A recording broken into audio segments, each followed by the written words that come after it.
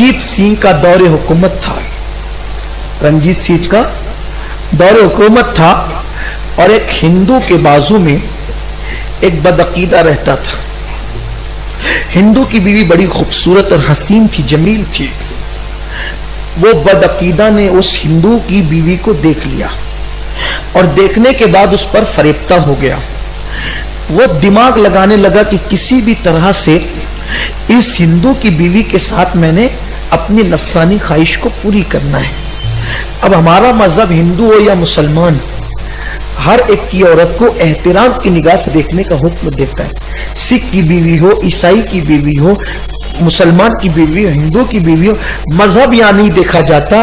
औरत बहरहाल औरत होती है और औरत की इज्जत का तहफ्फुज हमारे मजहब में बहुत जरूरी है। चाहे किसी मजहब की औरत हो, चाहे किसी भी सरहद की औरत हो, औरत बहरहाल औरत है, बेटी बेटी है। काफिरों की बेटियां रसूलुल्लाह की बारगाह में लाई गई और उनके सरों पर दुपट्टे नहीं थे तो अल्लाह के हबीब ने अपनी चादरें उनके सरों पर डाल दी और हमें बताया कि बेटी किसी की भी हो, बेटी बेटी होती है, औरत किसी के घर की भी हो, औरत औरत होती है। तो उसने चूंकि था बदअकीदा, रसूलुल्लाह से उसका रिश्ता नहीं था, तो वो पापी था, मुजरिम था। देखो, हुजूर से जिसका रिश्ता कट जाता है वो पापी हो जाता है। अगर किसी के दिल में पाप जन्म लेता है तो उसको एहतिसाब करना चाहिए कि कहीं मदीने की सरकार से मेरा रिश्ता तो नहीं कट गया, मदीने के ताजदार से मेरा रिश्ता तो नहीं कट गया। ये बहुत इबरत की बात है, दिल में ख्याल रखना अच्छी तरह से।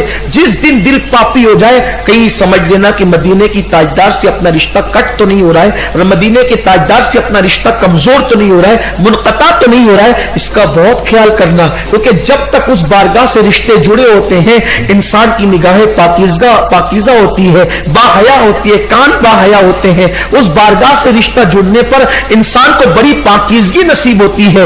अल्लाह मुझे और आप सबको भी पाकीज़गी अता फरमाए, क्योंकि पाकीज़ा बारगाह से जुड़ने वाला पाकीज़ा ही होता है और पाकीज़ा बारगाह से दूर होने वाला पापी ही होता है।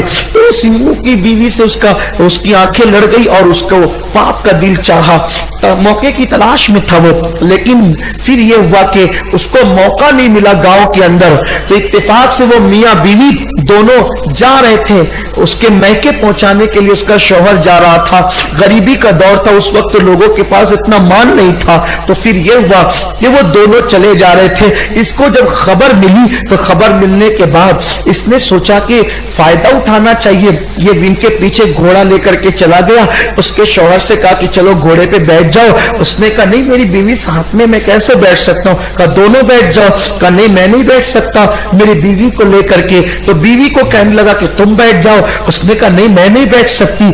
आखिरकार ये हुआ कि जब बहुत इसरार किया, शिद्दत की, डराया धमकाया, तो उस औरत ने कहा कि मैं और मेरा शौहर तुम्हारे घोड़े पे जरूर बैठ जाएंगे, लेकिन एक शर्त है, तुम जमानत दो कि हमारे साथ बुराई नहीं करोगे, हमारे साथ गलत नहीं करोगे, बदनीयती तुम्हारे अंदर नजर आ रही, बदनीयती नहीं करोगे। उसने कहा किसकी जमानत दूं, यहां तो कोई है नहीं। इत्तेफाक से चूंकि एक दूसरे के पड़ोस में रहते रहते एक दूसरे से बातें सुनने में आती है। इस पड़ोस में तो बदअकीदा था, इस पड़ोस में गौसपाक की कोई कनीज रहती थी, उससे इसकी दोस्ती थी। तो वो जो कनीज थी गौसपाक की, सुन्नी कनीज, वो इसको बताती थी कि हमारे मुर्शिद गौसपाक हैं, उनकी करामत ये है, वो मदद के लिए आते हैं, वो इमदाद के लिए आते हैं, उनको पुकारो तो वो मदद करते हैं, और ये होता है और ये होता है और ये होता है और ये होता है और ये होता है, ये सब चीजें वो बताती थी। तो ये मजहब की मुसलमान नहीं थी, लेकिन चूंकि औलिया अल्लाह की करामत सुन सुन करके इसके दिल में गौस पाक की मोहब्बत पैदा हो गई थी।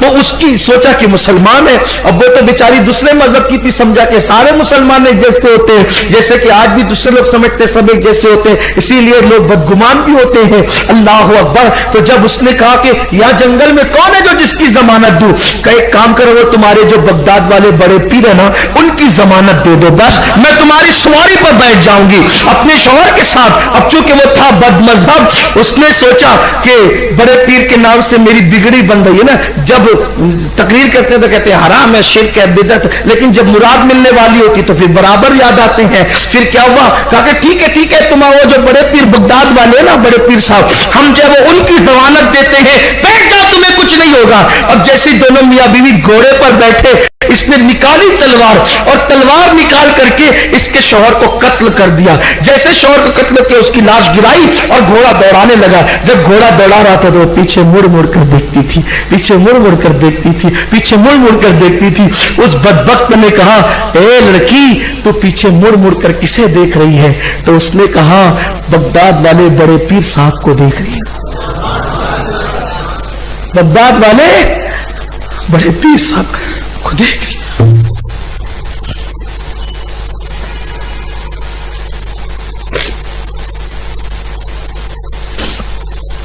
بغداد والے بڑے پیر صاحب کو دیکھ کہا کہ وہ عبد القادر اس کو مرنے ہوئے تو صدیاں بیت گئی ہے اور وہ تو بغداد میں قبر میں ہے, وہ تیری کیا مدد کرے گا؟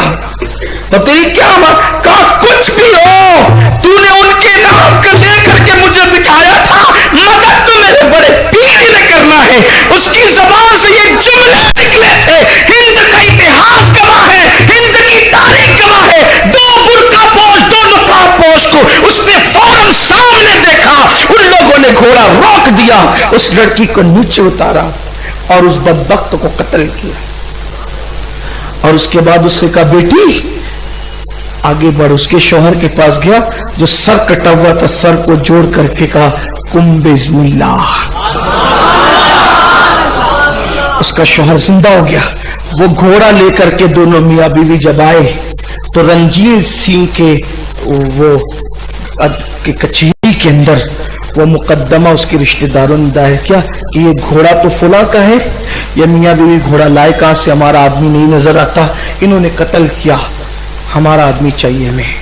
جب کچہری میں مقدمہ آیا تو میاں بیوی نے کہا بھائی یہ تو بات ہے لیکن ہم نے اس کو قتل نہیں کیا, قتل تو کسی اور نے کیا. تو یہ بات کیسے مان لیں گے؟ تو کہا کہ اپنے گاؤں میں جو گل محمد مجذوب ہے نا, مجذوب, وہ جو دو پرکا پوش آئے تھے ان میں سے ایک آواز اس کی لگتی تھی, اس مجذوب کی. اس مجذوب کو پکڑ کے لاؤ, وہ شاید بات کرے. تو حضرت گل محمد مجذوب کو جب پکڑ کے لایا گیا تو انہوں نے پورا واقعہ بیان فرمایا. کہا کہ ایک تو غوث پاک تھے اور ایک تو میں تھا, اس کی امداد کی. یہ سرکار غوث پاک, ہندو بھی پکارے مدد کے لیے, میرا مرشد آتا ہے سرکار, بس یقین چاہیے. کافر بھی پکارے مدد, یہ غوث پاک